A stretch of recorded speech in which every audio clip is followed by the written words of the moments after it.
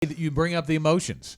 And that's where we're going next here, because that's really where you can make mistakes. You know, I think about even in my own personal finance, I've really had to work hard at training my mind to not make a decision based on what I want right now, but make a decision based on what's the best financial decision I can make. And I think, you know, there's some balance there. You do want to have fun in retirement. You don't want to constantly be making decisions just because it makes financial sense.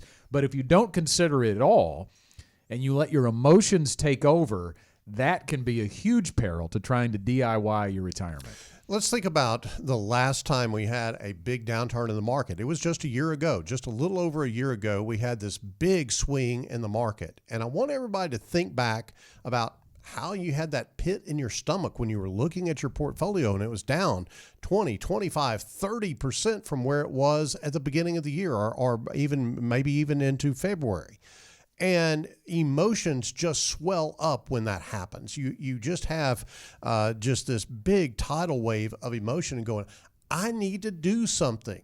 And sometimes the best thing you can do is to do nothing. Obviously, that was the case because we've seen that market actually come back and just rally incredible amounts since that time. Now, you know, obviously hindsight says, well, that was a great decision to stay put. But when you were in that moment, did you really want to stay put, or did you really want to go to cash?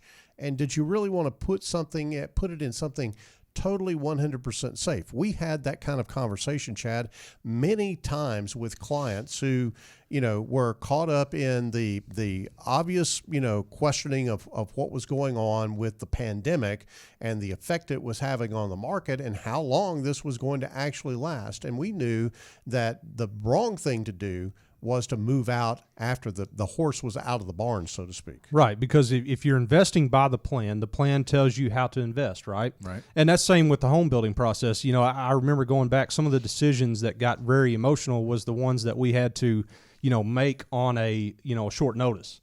Like, hey, deadlines. we forgot to, you know, that the backsplash guy's coming. We got to make this backsplash happen because you got to order it, you got to have it there, and you want to keep things flowing, right? Because if you hold that up, then you're holding something else up. Right. So those emotions that you have to make without the have preparedness and the planning, those are a lot different than when you have everything lined out and you know, oh, I made that decision months ago.